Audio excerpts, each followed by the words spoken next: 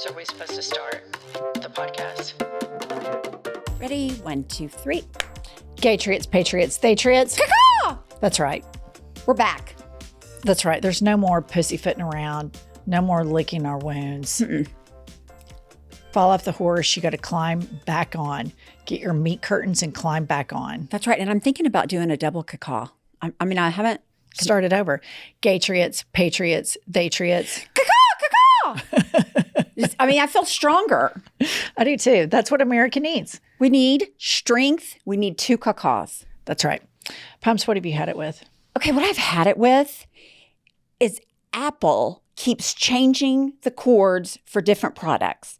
So we just got a computer. So now I have a different computer charger, then my phone charger, then my iPad charger. Then I have a watch charger, which that's always been different. But I'm just so tired of it. Why can't we just have one charger cord? Wasn't that how it was in the beginning? That everybody had the same cord. You could charge your phone, your computer, everything. Now everything's changed and you have to have all these outlets. I had to get one of those strips so I could plug all my stuff at night. So I've had it. I've never had a computer that a phone charger worked for. Did it not? Was it just the iPad and the phone? I think maybe the iPad and the phone. I've never had a computer that was universal. Well, I know that my phone, up until this last time, my phone and my computer could charge off the same thing. And so now I just feel like I have more chargers than I need, than I have outlets for. I've had it. I feel like it's a racket because you have to have the charger. You can't not have the charger. So it's just a surplus and it's just a grift. That's what I think. Had it. All right. Let me tell you what I've had it with. Okay. I've had it with people spitting on the street. Oh, yes. It's so gross. Disgusting. It just disgusts me. You're walking down the street and somebody just like a loogie and then they spit it. When we were in New York last week, we were walking down the street and this guy like puts one finger over one nostril and then just blows a big snot bug out the other one into the street and just walks on like it was totally normal. That is so gross. It is so disgusting. I'm just like, for fuck's sake, are we serious now? We're blowing our nose on the side of the street with no, tissue or anything to catch anything. You want everyone to see this? I would rather have seen his dick. Oh, 100%. Than that snot coming out of his nose like that. It just, the spitting and the snotting and then just all of the liquids that are going in and out of everybody's bodies all the time. I've had it. I don't want to watch people drink things anymore. I don't want to watch people secrete things out of their body anymore. I don't want any of it. I want to opt out of all of it. I'm tired of the liquids going in and out of human bodies all the time. I can't take it anymore. No, I think that is a great one. And we have been remiss that has not been on the list before because there is nothing grosser than that, in my opinion. Seeing somebody hack or snot a loogie, because I'm like, what if I get that on my shoe? And then I take it in my house. Then my dog licks the floor. It's just, it never ends. That germ cycle lives forever. Let's share with the listener about our lunch that we were having in New York. It was awful. And the man that was sitting behind us. Yeah. And why don't you do an impersonation of what he did? Why don't you do a dramatic reenactment? Okay, so we're sitting there minding our own business, having a quiet lunch. And it was like, it was like in, out. And we were like, at first I kind of thought like, is he okay? Like it was so massive. But then there was that really deep guttural thing that he did. He'd go, before all the snot and the inhaling and the exhaling, it was like this growl, like this deranged, unhealthy, needs to be in hospice growl. But he's at a restaurant in Manhattan sitting there like it's normal behavior. Yeah. And it wasn't just once. Like, it wasn't like a clear your throat once.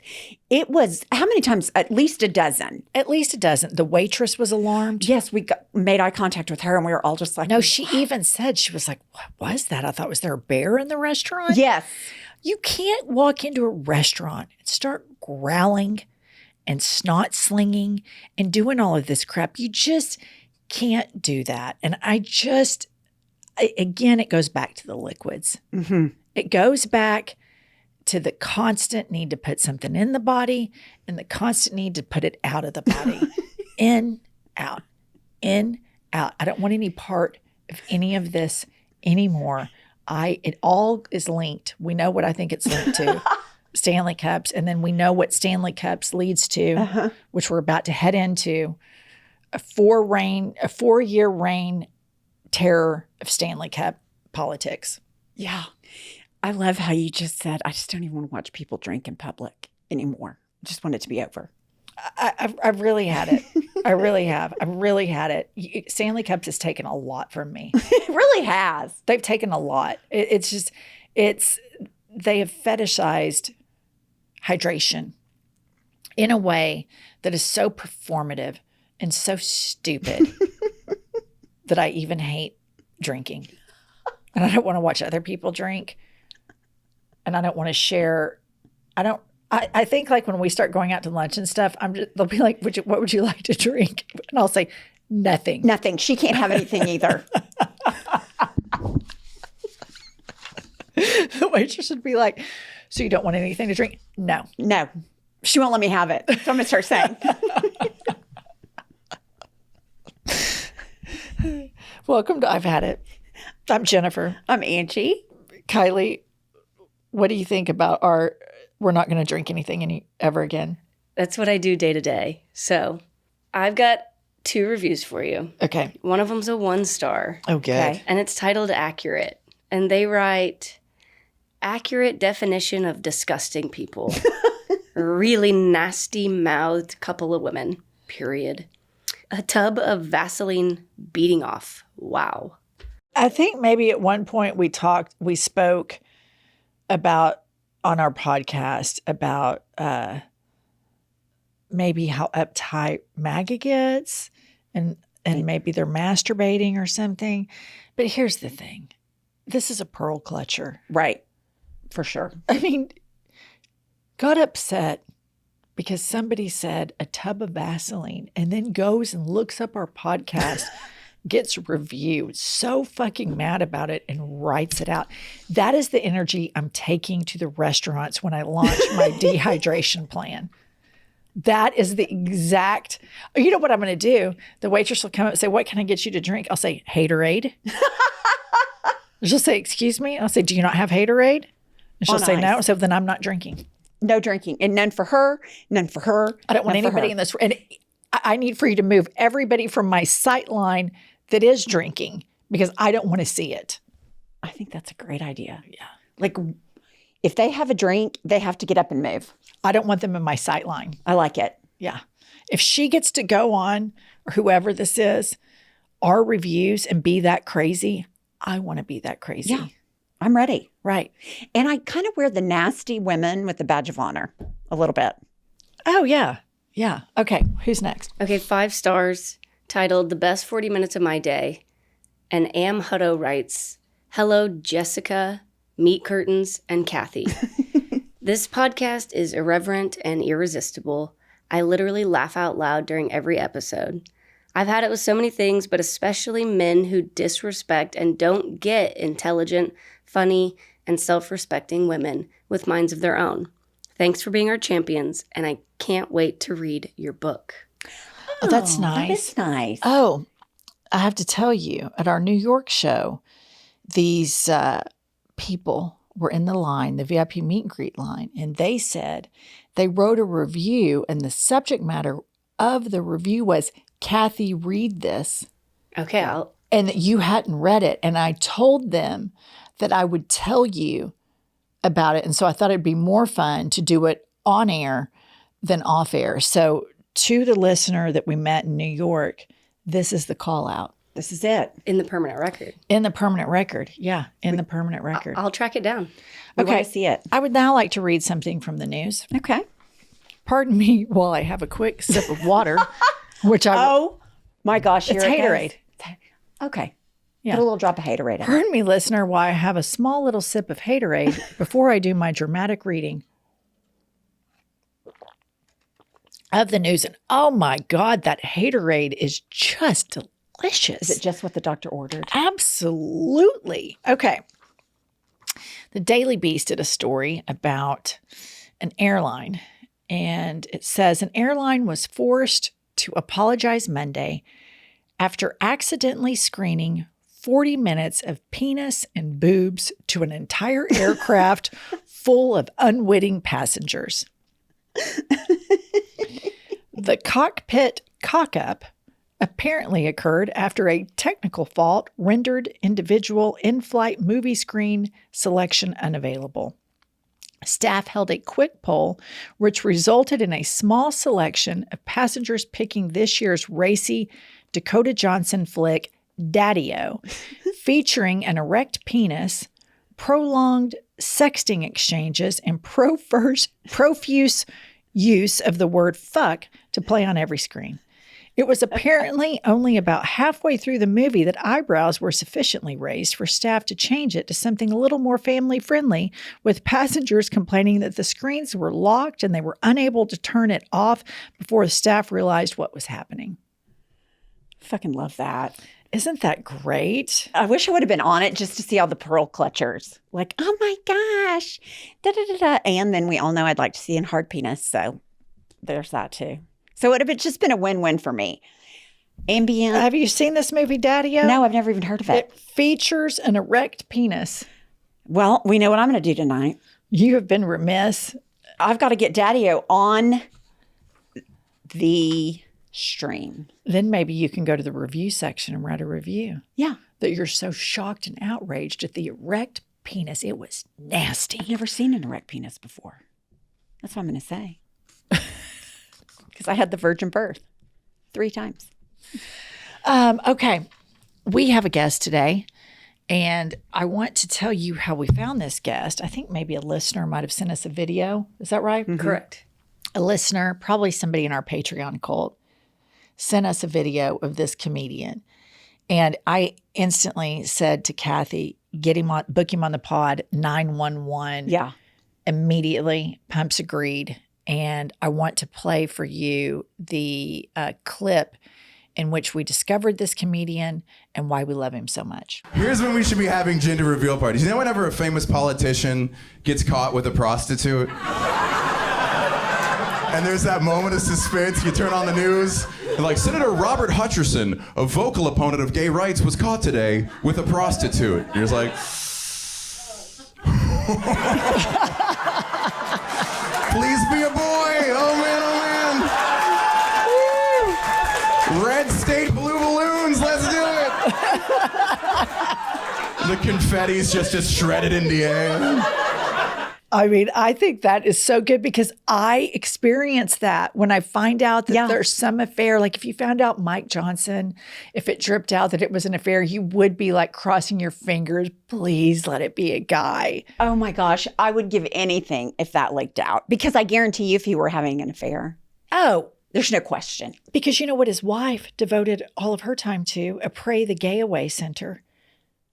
I did not know that. Yeah, Moses Mike's wife. So it's all coming into complete focus now. This is why when the Democrats regain power, I want them to be more unhinged than they've ever been.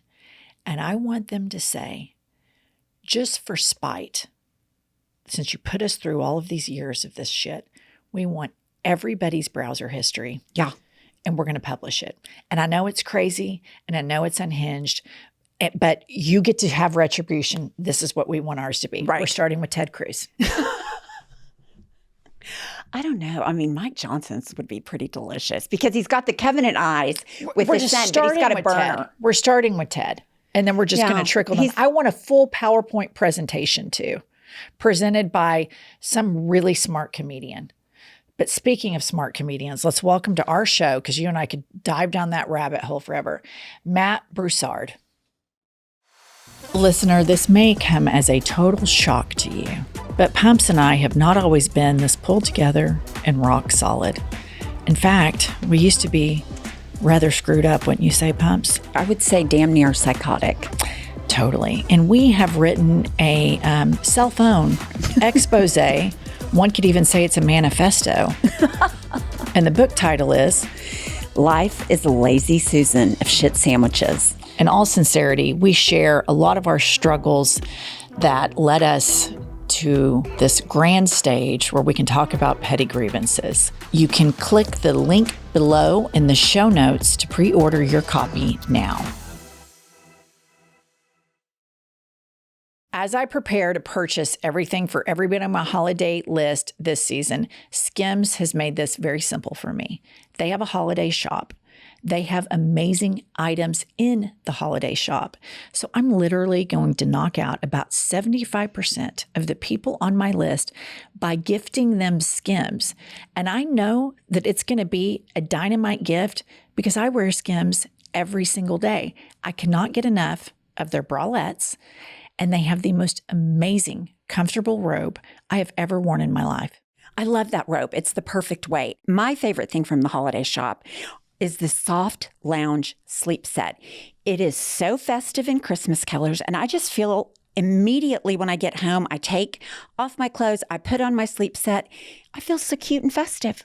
I love that. Listener, be cute and festive like Pumps. Shop Skims Holiday Shop at skims.com, available in styles for women, men, kids, and even pets.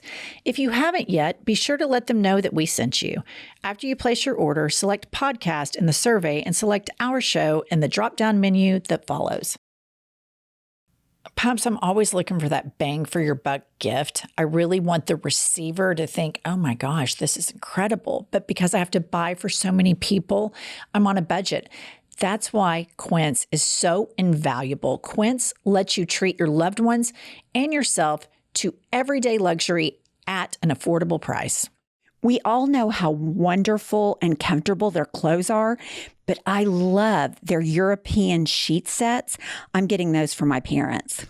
I think something that everyone needs in their closet is Quince's iconic Mongolian cashmere sweaters.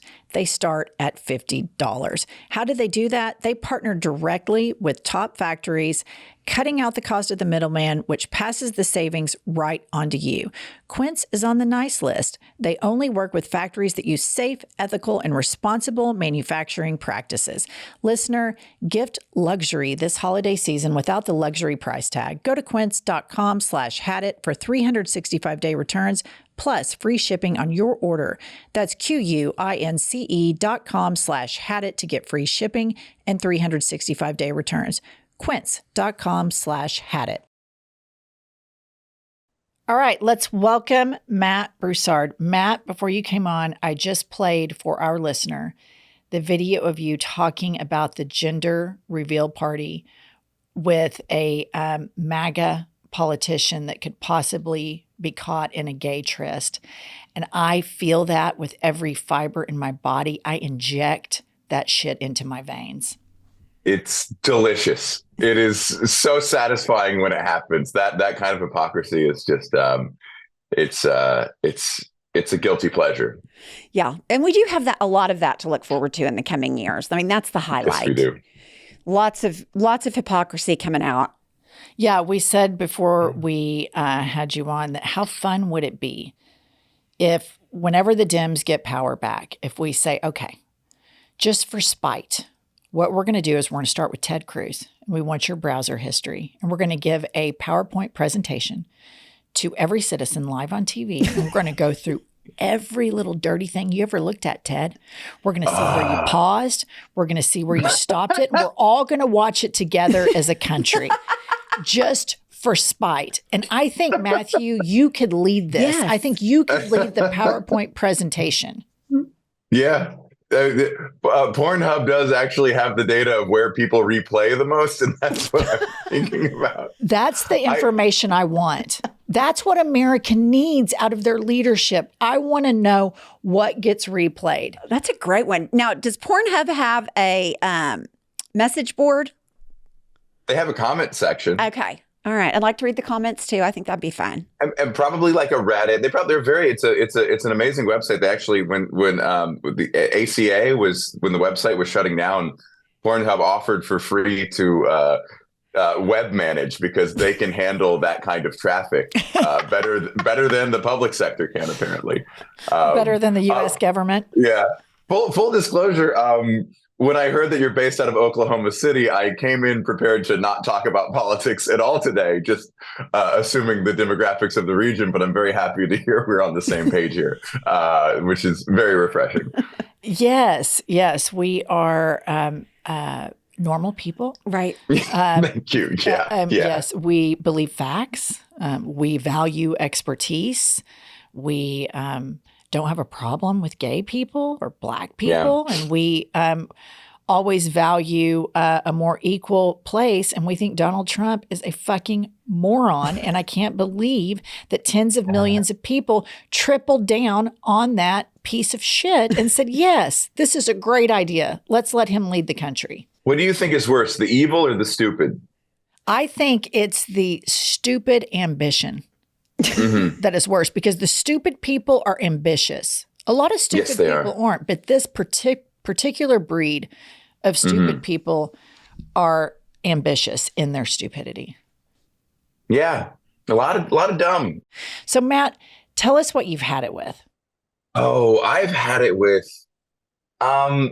people walking. I live in New York City. We don't have cars and we walk instead. And I wish traffic laws applied to human beings on foot as well. So I've had it with people who walk 4 wide and slow and then just stop and create a blockade.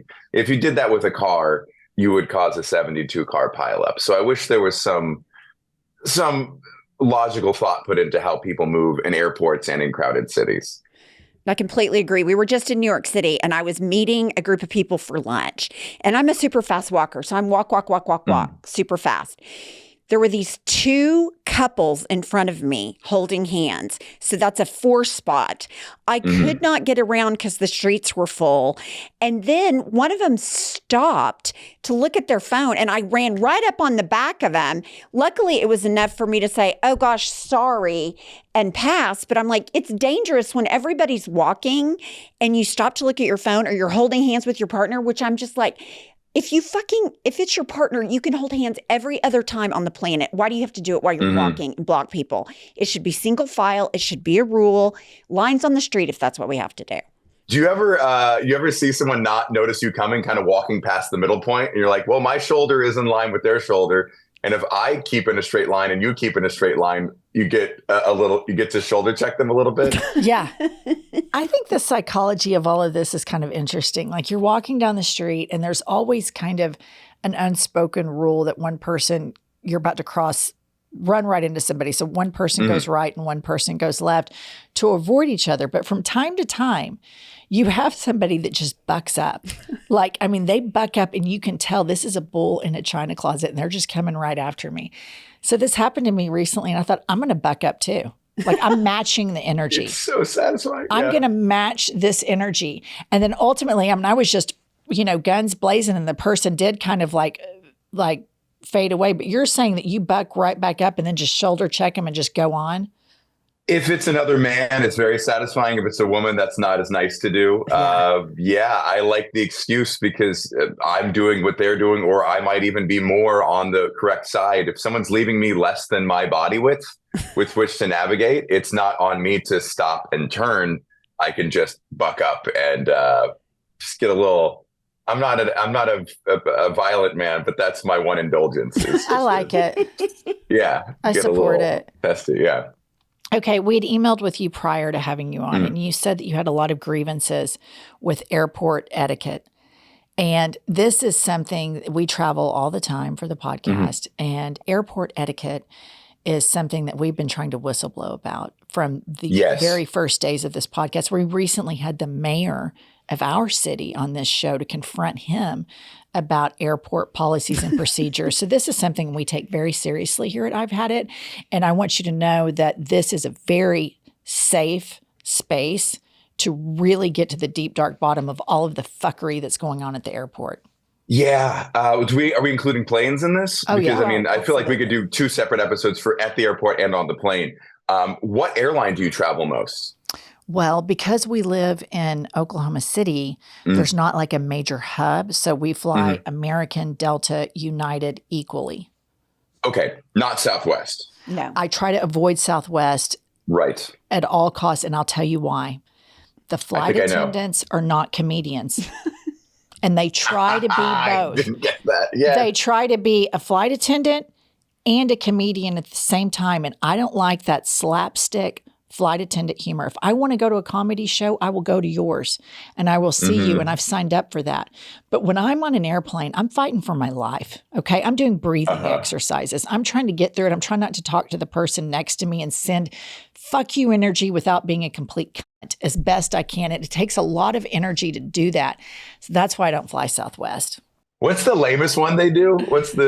Because shift happens? Ugh. Oh, yes. Ugh, not a good pun. I literally want to scream at the top of my lungs, put a sock in it, shut the fuck up and do the procedure and try. Like you say, I want to be somewhat scared of the flight attendant. Right. I want to know that they are in charge. If the plane goes down, that they're going to have the strength and the wherewithal to remove the door and start bossing us off the plane to survive and make sure we have our vests on and all that stuff. I like you as a comedian. I don't think you're flight attendant ready. I don't think that you're ready to lead us through the battlefield on a flight. That's just all I'm saying. Who do you hate more? The flight attendant telling the jokes or the mom from Ohio giggling hysterically at that joke? The mom from Ohio, 12 times out of 10. She's the encourager. She's an enabler. Yeah. Enabler, yeah. And when they start feeding, I call this feeding stray cats. So the flight attendant she starts with the joke, and then you have the people that giggle at it. And then they think, oh, I've got a real live audience here. And then they escalate. They escalate. And what happens when you feed a stray cat? They come back for more and for more and for more. So the stray cats, I hate the most because they've enabled this behavior. If there were a bunch of us on one flight, even if the joke was hilarious, I would burn 1,000 calories contorting my face and my stomach to not laugh, just to send a signal that this is not the time nor place. I mean, I would lead the charge in saying, I will refuse to laugh at this. I won't. And so then that flight attendant would know, I've got to run a tight ship on this plane. I'm not a comedian. You know, if it's good material, I don't mind. If it's not such self-proud jokes, that's the delivery on Southwest is what annoys me. I think on Southwest has like the highest per capita of people who've never flown before. Agreed. Like every flight, there's at least 4 people who don't know the difference, who think their boarding number is their seat number and then go to that seat asking for the seat. So it's just a lot of people don't know how to fly. People save seats, which is really rude. People put bags under seats that aren't even their own. So that really grinds my gears. It's just selfish behavior, and they must know it's selfish. They must know that if everyone acted like this, it wouldn't work. Don't you think one of the biggest problems with airports, particularly airplanes, is a lack of self-awareness? Like you think you're the only person on the whole flight, or you think you're the only person that's ever gone through TSA before, so that everybody has all the time in the world for you to dick around with your pockets and get your boarding pass when you're already at the officers. I've just fucking had it with all the lack of self-awareness that goes on in airport travel. I agree with that. And I spend a lot of time wondering if it's, again, stupid or evil. Do they know and not care? Or I did something, I was in line the other day, it was a long line of people, and I saw someone pull his ID out well in advance of getting to the front of the line. And I said to him very loudly, "Thanks for having your ID out early." And I watched a bunch of people look at him, look at me, and then reach in their pockets and pull theirs out. That's the kind of leadership I like. Right? Yeah. That's the kind of leadership this country needs. Because how maddening is it when you're in line And you get up there and then they have their shoes on, their cell phone in their pocket. They don't have their ID out. Same thing mystifies me at, when you go to a restaurant and you have to get in the line to order and then you go pick your table. When the line's 30 minutes long and the person's been standing there for 30 minutes and then they get up to the register and it's their turn to order and they have no idea what they want to order. Right. If I ran the register, I would immediately say, nope, to the back of the line. Yep. And this is where I need flight attendants to be, because what I like about flight attendants is they're bossy. I like when you get on, they're like, sit down. Nope. Bag has to be fully under. They don't take shit. And I like it. I like that type of, we're all going to be on this bird, thousands of miles of feet in the air. I like for flight attendants to be in charge and boss us around. And I think they should start kicking people off the plane that are assholes. Cut the comedy routine, boss us around. We need this type of order on this plane. Completely agree. Can I change this subject? Okay, first of all, one thing I try to admit where I am the problem. I am that person at coffee shops. When I get to the front of the line at a coffee shop, I'm really snobby about my coffee. So I'll ask where the coffee is from and what the pour over options Matt, are. I liked you okay. up until this moment. Oh my, Matt, that is, straight to jail. Yes. Unacceptable. If they have a menu, I'll look at it. But if it's not written anywhere and I need to ask, I'll just ask, what are the pour over options? What countries are they from? And then I'll make a choice. But I do probably slow things down by 20 seconds. Wait, okay. So what are your preferred countries of choice? Ethiopia. If they have Ethiopian pour over, I'm getting it every time. Colombian, I typically don't go with, especially if it's drip. I'll do Peru or Costa Rica after that. Otherwise, something African. I don't really drink or do drugs. This is all I have. Okay. Listen, she's in recovery, and I really don't drink either. So I do love coffee, and that is something I could go down the rabbit hole. But let me ask you this: while you're standing there asking these questions, does any part of you feel like an asshole at all? Yes, all the time. Okay. I feel like a jerk all the time. I'm one of those people who is constantly worried about who I'm slowing down and who I'm inconveniencing.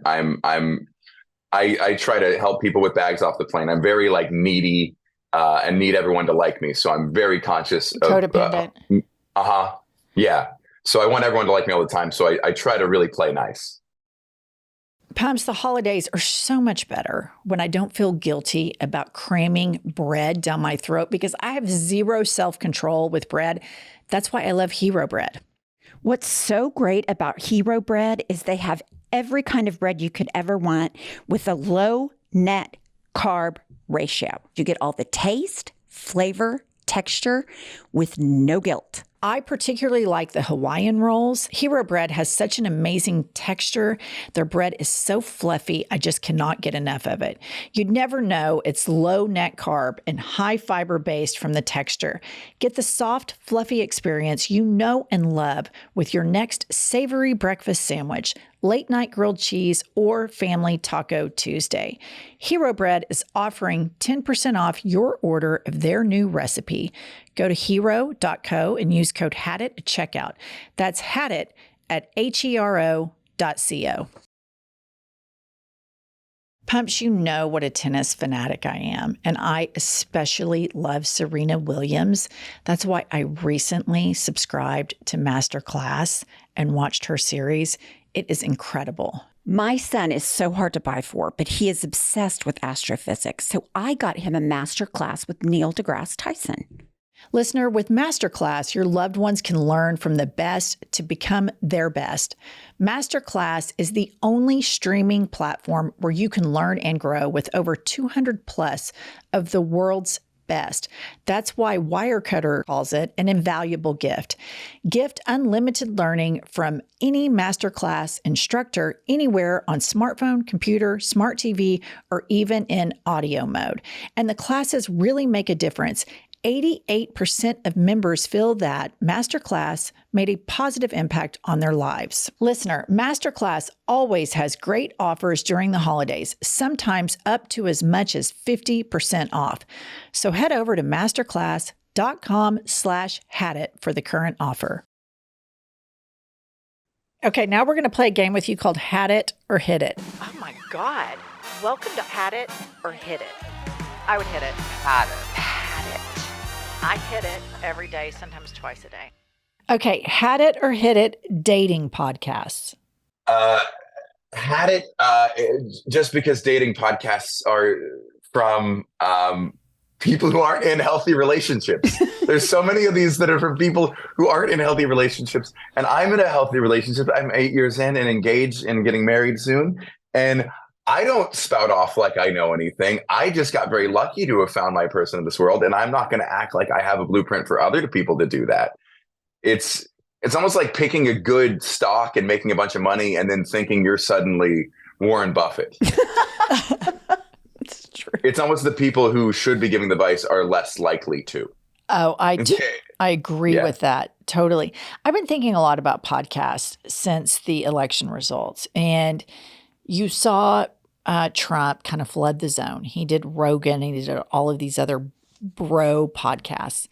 Mm-hmm. And obviously we have a podcast. And so I've been thinking a lot about it. And I think podcasts have really become like where boys listen to this podcast. And then you have the girly podcasts where they talk about influencing and things. And both of these spheres are like reinforcing these gender roles. And I don't know how healthy it is where, you know, you have all of these very stereotypical female podcasts where, you know, you're talking about these really superficial, vapid girl things. And then you have these bro podcasts where you're talking about how to be a tough guy and a badass and all this stuff. And I think that we should all work to make more spaces that are digestible for everybody. And I don't know. I just, you know, the fact that Rogan could have that big of an audience and that big of an impact over men, and you see like young guys and the misogyny is off the charts. It's really worrying. Yeah, I'm reminded of when you said all that, I just thought, what's the old rhyme? Boys go to Jupiter to get more stupider. Girls drink Pepsi to get more sexy. Yeah. It feels like that taken to an extreme. Yeah.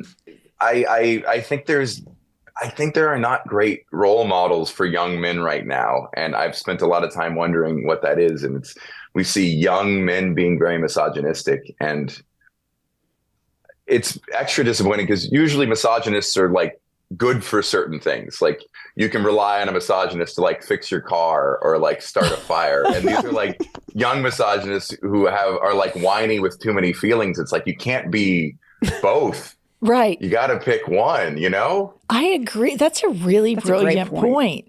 Like if you're going to be a misogynist, be a fixer. Right? Yeah. Have a toolbox. Yeah. Hunt and gather and do all that, but don't whine about your fucking feelings. Right. You don't criticize women while sharing some of their worst purported traits. Totally. That's such a brilliant point. Okay. Had it or hit it, public restrooms. You know, I respect them. I like them. At least they're there. In New York City, they're not there. So you're just happy to find a bathroom, and, you know, you take what you get and you appreciate that someone let you use it. I'm not anti public bathrooms. I like that. I like that response. Okay. Had it or hit it, people who walk their cats. Oh, hit it. I'm that guy. We walk our cat. We tried to when we first got it. Now we live in New York. It's a little harder. We'll take our cat outside. I think it's great. I think it's awesome. Break those norms, baby. Okay, wait, normalize it. I have several follow-up questions. Yeah. Is the cat on a leash? Yes. Okay. And does it go like a dog? No. You hope for forward motion, but it's closer to Brownian motion in terms of just kind of randomly moves in any direction it wants to. You hope it's more forward over time, but you can expect it to walk sideways and backwards. And if you cover a quarter mile, you're great. It's nothing like walking a dog, but the cat is so happy to be outside and with you. That's our cat's favorite things. It's time with us and time outside. I love that. That's sweet. Like, and it's like you're not putting yourself first, you're putting the cat first, because the cat's just going to go around in circles. So your exercise is out the window. I kind of like it. Matt's a good person. Matt is a smart, nice person. Listen up, listener. Don't say that. That's what you say. That's what they say about someone before they take a tumble. Don't set me up for that kind of fall. I'm not a good person. Whenever my skeletons come out, say, I knew it. Let me rephrase, Matt. Listener, Matt is a goodish person. Yeah. Is trying. Good-ish. Yes. Okay. I'll take All it. right. Last one. Had it or hit it, millennials. I'm a millennial. I'm proud of our generation. I think we went through a lot. I I think we are reasonable, practical people. I think we've accomplished some really cool things. Obama, gay marriage. We saw big changes. We called everything gay. We were very homophobic, and we turned that around, I think, pretty quickly. And I'm proud of us for that, for seeing a lot of cultural shifts in our lifetimes, and being able to adapt to it.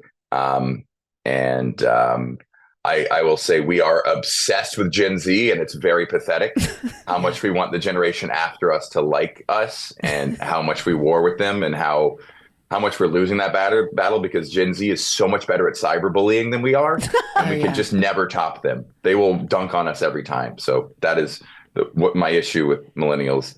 But overall, I like our generation. I agree. I've come full circle on millennials. So we're Gen Xers.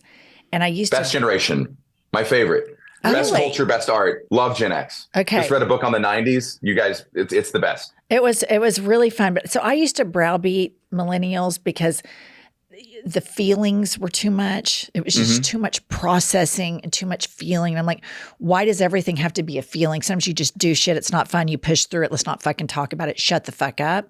But I've evolved on millennials, but I never wanted millennials to like us. Right. We have this, like, we were feral people. Like we ran around without cell phones and shoes and all sorts of crazy shit. So I never had this strong desire for millennials to like us. But that's interesting that you all want Gen Z to like you. We really identified as the young new generation, and we couldn't stand. We're like the middle child culturally. That makes sense.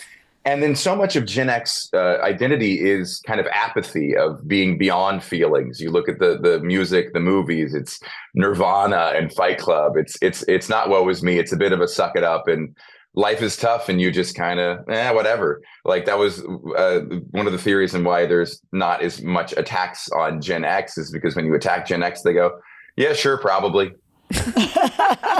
They kind of just absorb the blow. Yeah.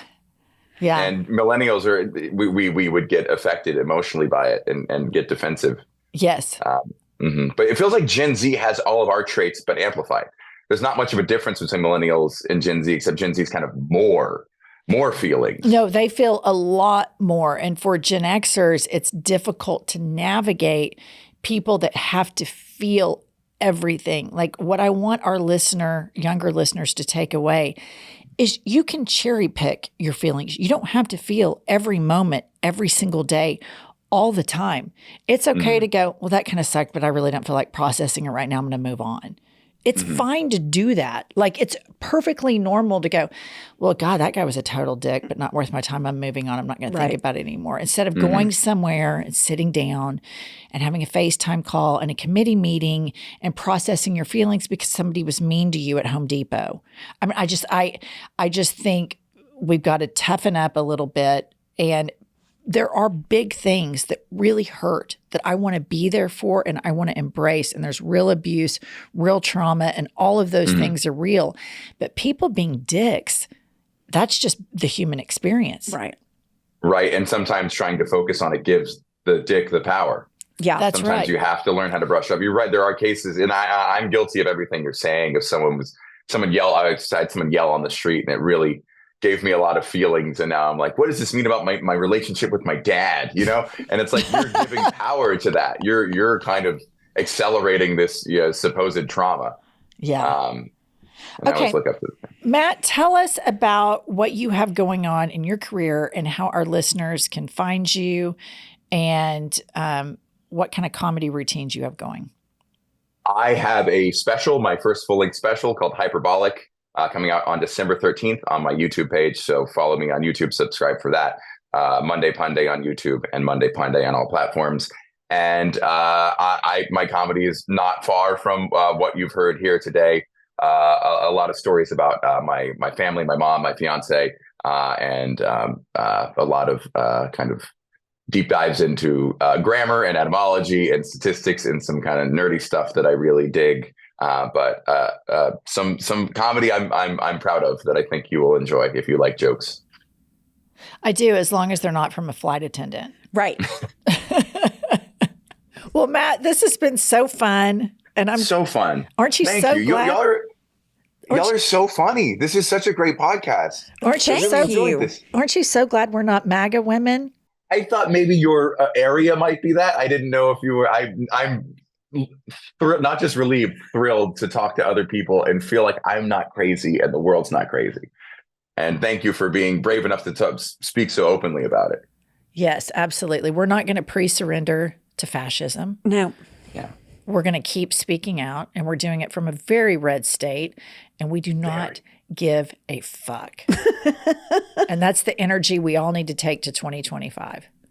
Yes. And I need more of that in my life. So thank you for the inspiration. Absolutely. Matt, this has been so fun. We're going to follow you, and I can't wait to watch your new show coming out on YouTube. Thank you very much. Thanks, Okay. Matt. Bye. Bye, Matt. Thank Bye. you. I really liked what you said about just holding it in and sending a message to everybody on a plane. We're not fucking around on this flight. Consider it exercise. Yeah. Let's say that flight attendant was absolutely hysterical. The deadpan humor, knee slapper after knee slapper. We have to sit there united. I mean, you can't even start doing a little mini bounce. So think of the core exercise in trying to maintain being a statue and not succumbing to the laughter, because we cannot send flight attendants a mixed message. Yeah, and I'm the weak link in that group. Remember that girl we had at a comedy show one time? She was the opener and she was so terrible. It was awkward and nervousy, and you were stone-faced, but I kind of laughed out of pity.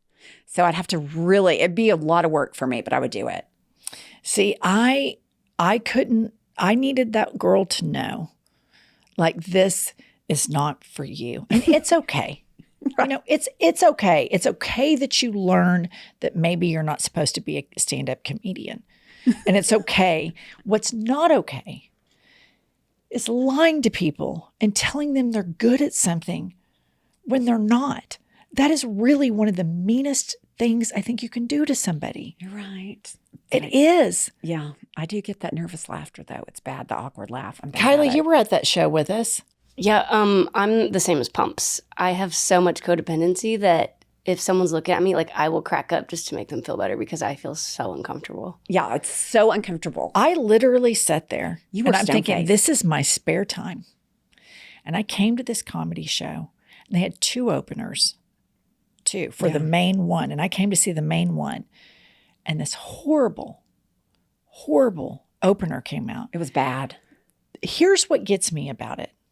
The people that work the place, the people surrounding this person, nobody ever said, this is not the right profession for you. I appreciate that you like stand-up comedy, but you are not a stand-up comedian. There are literally millions of other things you can dive into, but this is not for you.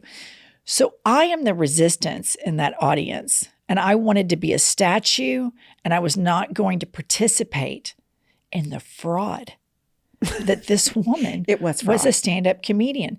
That insulted my intelligence, my sense of humor, and there was nothing funny about any of it from top to bottom, start to finish. It was terrible, and it's okay to tell people they're terrible at something. I'm so tired of having to fucking pump unicorns and rainbows up everybody's ass all the time. I've had it. If you're not good at something, just own it. Like, I'm not a great camper. I'm not a great podcaster. I couldn't start a fire. No, I can't change a tire. I cannot change a tire. And that's okay. I'm a really good flosser. I'm a great toothpicker. And a nose picker. I excel at nose picking too. See, these are the things, like, I'm not good at stand-up comedy. I've never tried it.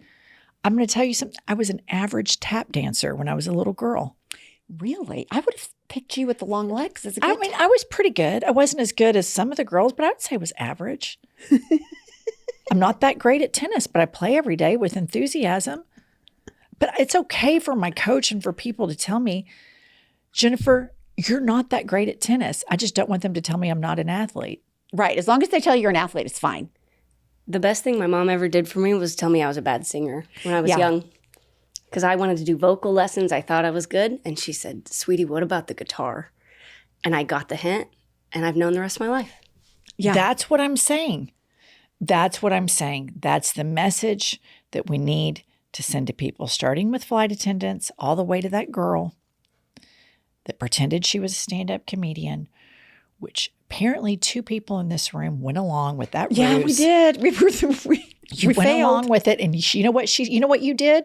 She's probably out there still torturing other people because you didn't have the balls. You didn't, and you didn't to stand up to that And just say, you fucking suck. and that. You know what this all leads to? Stanley Cups and Trumpism. Straight line. There's no question. There's no question about it. There's no question. Fuck.